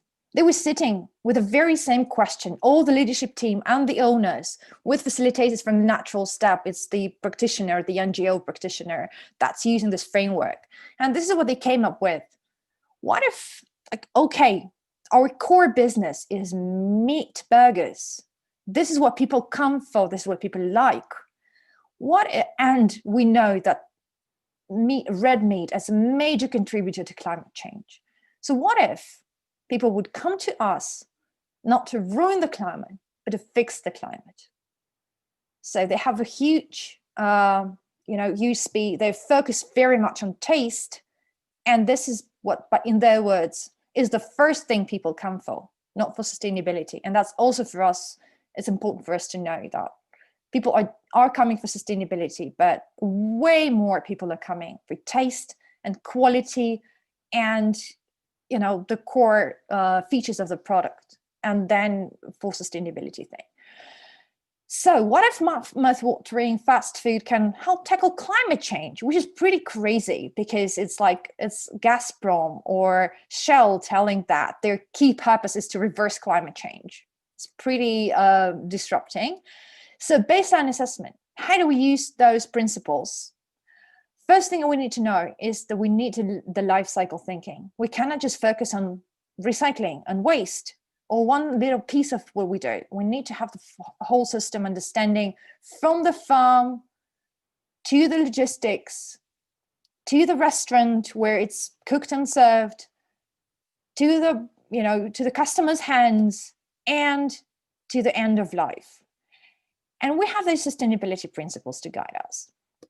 So the thing that I'll ask you to do is imagine the very same picture, and in groups right now, the same groups, you'll have 5 minutes to brainstorm as many good things that we know about a typical burger chain. What makes them sustainable on different parts of the different stages of their life cycle? And what are the key unsustainability moments in what they do? So 5 minutes, very easy, 5 stages. You don't have to think in stages anyway, but it might help you to brainstorm. So I'll put you back in the same rooms. And whoever comes with, the group that comes with most of the ideas wins. Let me figure out what, but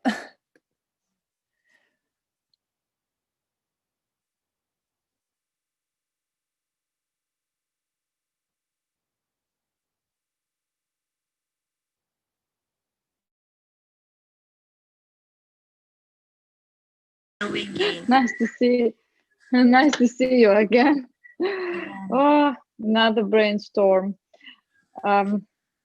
So what do you think? As I remember on the picture, there's the cow first. So what is? Let's write down. Can you please do this for me if you can? Yeah. I will write down. So this. Yeah. Suppliers. So, yeah, me like cow. Yeah. Mm-hmm. Suppliers, logistics, then the shops, the store, yeah. Then clients, and then east. So what is the sustainable? Sustainable. I'm looking at the. Yeah, the meat could be unsustainable. Which way? Yeah. Yes, the meat. The meat is unsustainable because of the footprint. So because of the footprint, right? Because of pesticides, maybe that some of the I don't know. I don't know how the pesticides could but be. You know, it could be, right? I think it's harmful for the whole climate. For the at least it's harmful for the ground. As I know in my concern, because the plants should start dying and all this stuff. Okay, so pesticides. The way they do this farming thing, or from whom they collect the farm. Is it the local farmers, ethical farmers, or is just big companies like these big what is it? Is it fabrics? Like no, не фабрики, а как заводы. Plants. Yeah. And so the meat, it's about where from they take it, right? If you're talking about burgers. Okay. I don't know. I don't know much information about it, but then it's delivering, and so this is localization again. Make it local, or take it from far away. Maybe what kind of car are you using? I don't know. Maybe do you think electrical car can or cars? Maybe I don't know, cars that have less liters. I don't know. Maybe there is car sharing. Yes, we were speaking about car sharing. Car sharing delivery, like sharing the car for the delivering. But any case, do you remember logistics? So the transport footprint. Yes, so it's transport footprint, but so it means transport footprint. Yeah, so I remember, I think it's Katya was saying about it, that some companies, they started share, for example, a big truck, and the truck started delivering it to different stores. So they use one truck for all of the supplies, which is sustainable. And unsustainable would be like if they would for example, if they take nectarines from Spain, or I don't know, some kind of bread from Italy, right? So okay. Yeah. So store. What about this? So any case, there are electricity. Electricity. Good point. That's a good point. Then water. What else? So it's electricity. It's maybe the size of the shop of this. I don't know. Maybe size also give impact, or how many, capacity of the seats inside and outside. Maybe it's more than outside place. You're right. I mean, you kind of, maybe it's more environmentally friendly. I don't know. And some cleaning stuffs, maybe to using of. What about cleaning? Do you think? To clean the spoons, the plates, and other. It's cleaning. Is it sustainable or not sustainable? It depends how they clean it. Maybe if they use chemicals, then it's not really sustainable. For example, I don't know. For cleaning, I always use recipes like something Soda. like what soda, уксус, soda. Vinegar. It works amazingly for 7 years already. Yeah, I never used chemicals like because I have kids. I always use only recipes and yeah. So if they could make this approach, but also there is I think it was too little time to discuss it. Who what will about the product? You or me? Who?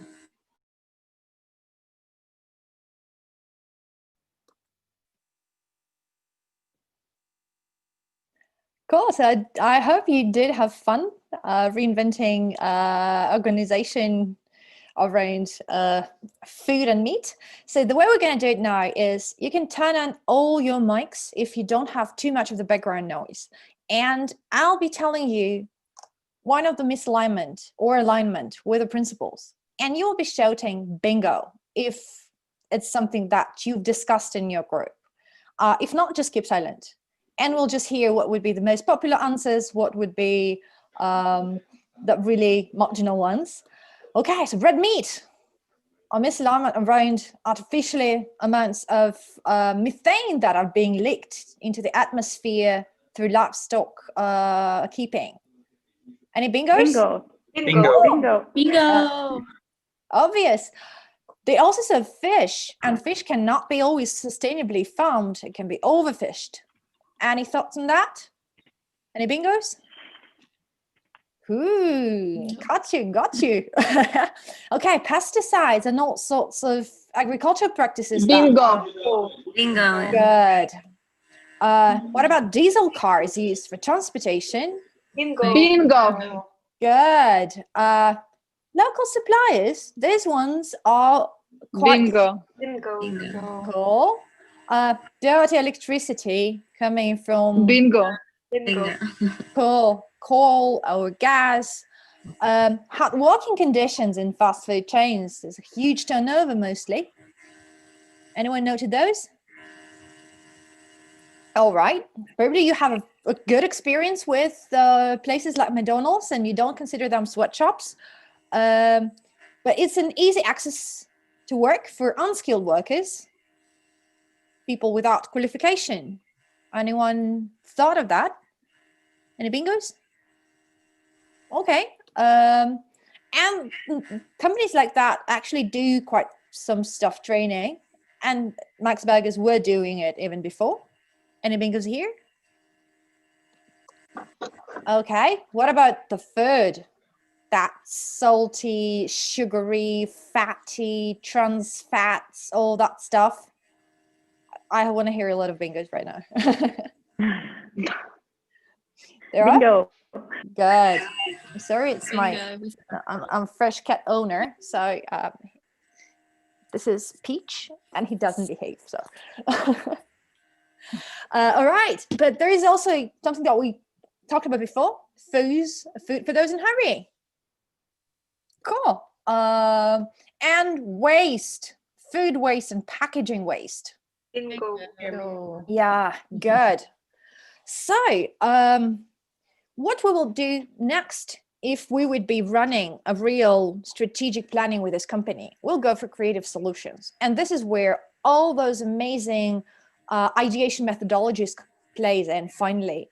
The design thinking techniques, ideation, brainstorming, design for the bottom of the pyramid, design for, and there are two main strategies how we work with materials that are not sustainable. We're either going for substitution, plastic for paper, or something else, or we just minimize it. We, just get rid of that excess packaging. So all those ideas actually fit into this stage. And then we would go for prioritization part. We're out of that big pool of probably hundreds of ideas. This is what usually comes when companies are ideating, knowing where they are and knowing where they want to go. The key questions for prioritization, and sorry again, a little bit of Russian here, is that action aligned with vision, sustainability principles, values, and company's purpose? Are we actually going into the right place? Is it a flexible platform for the next steps? Or will we just invest a lot in those biodiesel cars and then figure out that, all the cars are going electric and we're stuck with our biodiesel cars? And does it have enough return on investment? Because we don't want to be those who, it's not a winning game to be too very much ahead of the game, because you will just, be that early adopter or even the pioneer who would be, spending a lot. You need to have this revolving budget for your sustainability initiative, so that no, as one of the business people said once, like, no margin, no mission.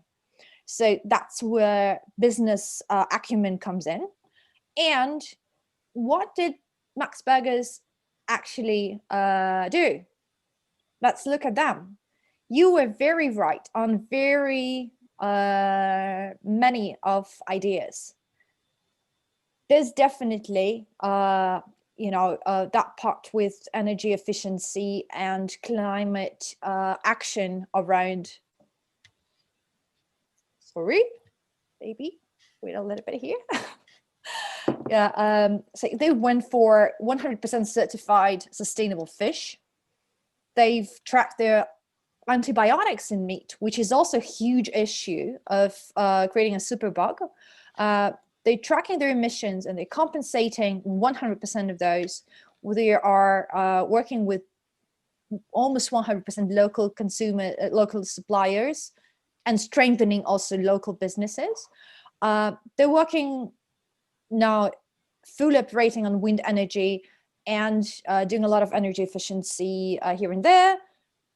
People are now having pride in work in what they do. They're teaching sustainability to all the employees. The new ones, it's like the basic of what happens when people are getting into the company. They do amazing work around giving opportunity to work for marginalized or disadvantaged communities. Since the work is quite manual and it doesn't require a lot of skills and training, that's something that people with disabilities can do, or people from migrant communities can do. And they're actually consulting UN on the best ways to integrate these workers into the workplaces. They made a total manual makeover. Oh my gosh, I'm missing the name. So less salt, no trans fats, and plus 10 drinks that are not containing any sugar at all in the menu. They haven't cut out, Coke, because there's so many customers that would really be unhappy with that. But what they're creating a choice. Okay, you can go for Coke, but there's like this amazing fruity drinks that we're doing from local vegetables with local recipes, or with local fruit. And we did amazing work on food waste. That's been reduced to 1%. It's an amazing number for a quite large scale fast food chain. And there's also this by default thing. What do we put by default on the tray? when the customer is asking for those and these things. So a lot of plastics that they haven't replaced with something else are not coming by default. And that's an important point, because so many people are not even needing those plastic cutlery, but it's there on the tray and you kind of take it. So they've done a lot of work around how they're actually, how does the offer look like, so that those things are not interesting, and no packaging, no special something for the kids' meals. And they also have nice recycling system in their stores. I've been huge fan of those when I was in Sweden. What else? So, first restaurant chain to label carbon footprint of each and every piece in their menu. Okay, you still can choose meat, but you see that this is how much carbon footprint the meat has, and this is how much even the chicken option has, and this is nudging the customer. Oh my goodness. Yeah, to make a more healthy option, to pick the more healthy option, they are monitoring and reporting and compensating all of the emissions already, which is not the solution. We all know that we need to cut emissions, not compensate emissions.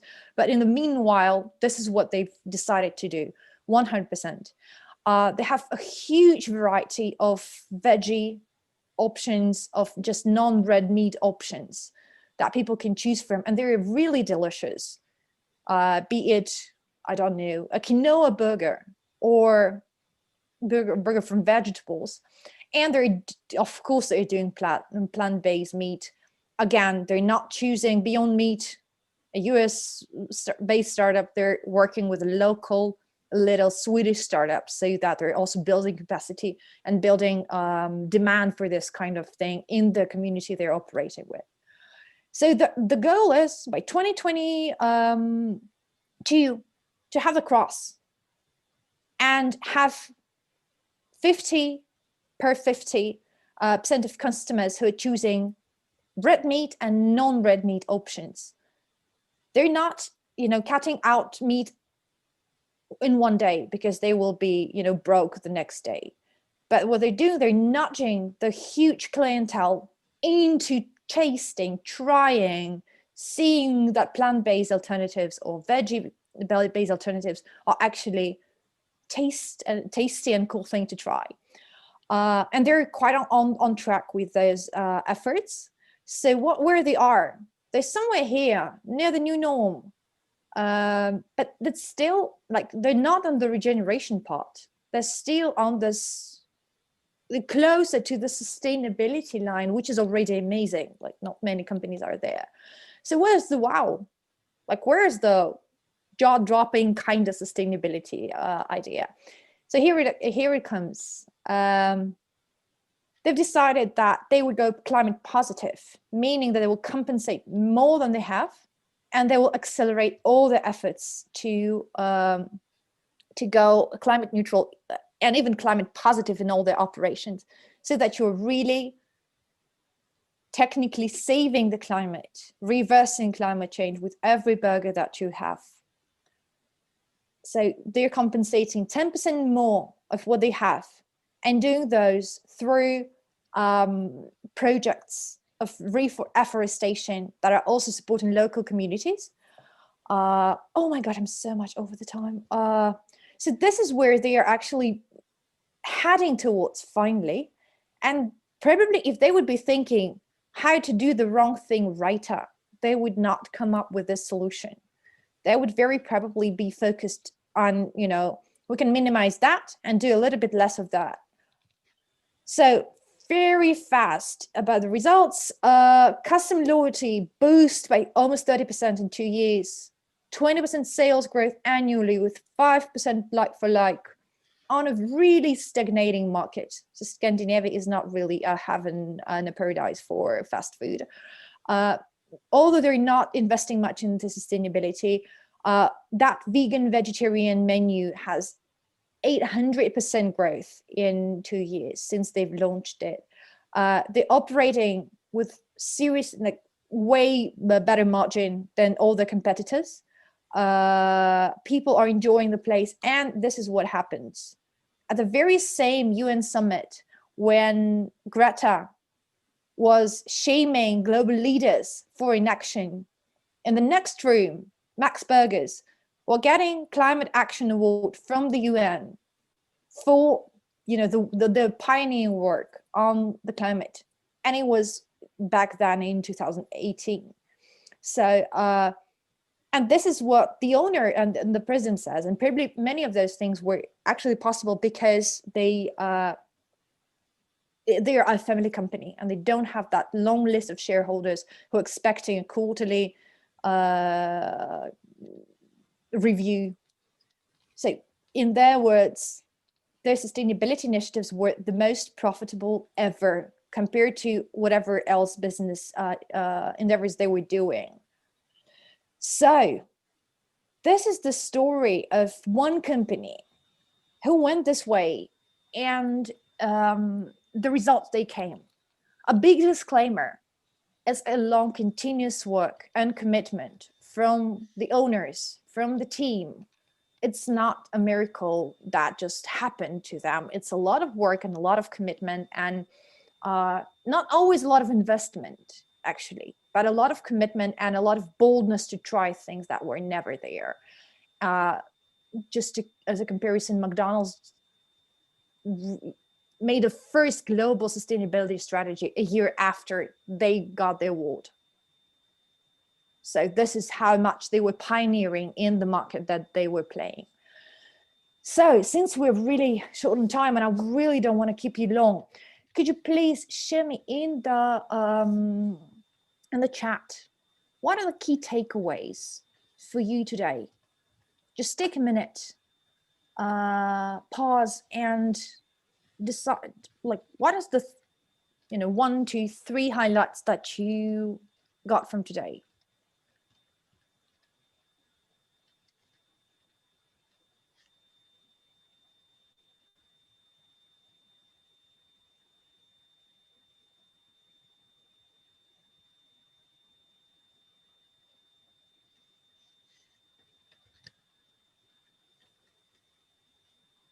And while everyone is typing, we can just have 1 or 2 voices also in the room, if you cannot, if you can unmute yourself and just share a little bit of your thinking and feelings.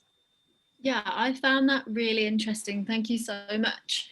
And yeah, really like the discussions, but I think my main takeaway is that every business can be sustainable. It's just a matter of them choosing how they are going to do it, and also that they cannot suddenly happen.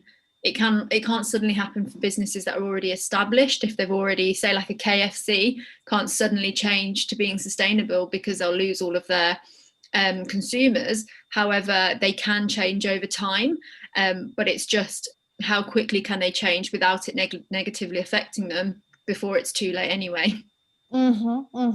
Cool, thank you. I'm just also reading through the chat. Yeah, seems like this idea of for each business there is a way to sustainability resonated with some of you guys, and yeah, me as well. Thanks a lot for examples. I'm going after to learn more about all examples of sustainable business, or which we had, what their ideas and how they reach it. But as well, it's important to know that somebody is doing something like improving the world, and it's giving inspiration. It's giving more like power to be active. That's true. And as for the Max Burgers, the latest development is that they're doing a platform that's called ClePop, I think, .org, and it's a platform for best cases of climate positivity. And they're building a coalition of businesses around the globe that also want to go not just climate neutral, but really climate positive and start reversing and going in the right way. Cool. Yeah, Max Burger is actually really good burger. So if you are in Sweden, in Denmark, or in Poland, or in Dubai, it's worth visiting. And I'll also share some links to their story. This case has been quite well documented through Harvard Business Review, so you'll have additional, materials to take away with you. Probably not today, but somewhere by the beginning of the next week. Maybe. Okay. I'm sorry. Have a lovely end of, not the end, maybe have a lovely rest of the school. I really enjoyed our class today. And thanks a lot, Katerina, Roman, for having me here. And sorry for a little bit of this. Thank you, Aliona, very much for this excellent workshop and such much as so many interactions with the students. I'm sure they all loved it. Yes, I wanted to highlight that your contacts are available, and I would encourage our students to follow your social networks. So if you could share it to us all, it would be great. Yeah. And just a short note to the students that right now there is a cultural program, and today we are playing to the game Mafia. So for those who want to continue interactions, and side dark of this school is the game of Mafia. Please join. The link is on the WhatsApp group. In 15 minutes. Well, I'm not sure. Actually, it was supposed to start at. My bad. So that everyone would maybe have. We need a break, no? Like just Yeah. maybe, okay, not 15 minutes, but 10 or 5, I don't know. But just to make a coffee. Well, I think there is there are other schools also joining the game, so it's not only our school. And that's why I think it's starting right now, because they were waiting for us. We are a little bit behind the schedule. Okay. And I don't know, maybe you can have a quick break, but just to make sure, maybe you join the class. And while there are technical administrative issues, you can have a rest, I don't know, somehow.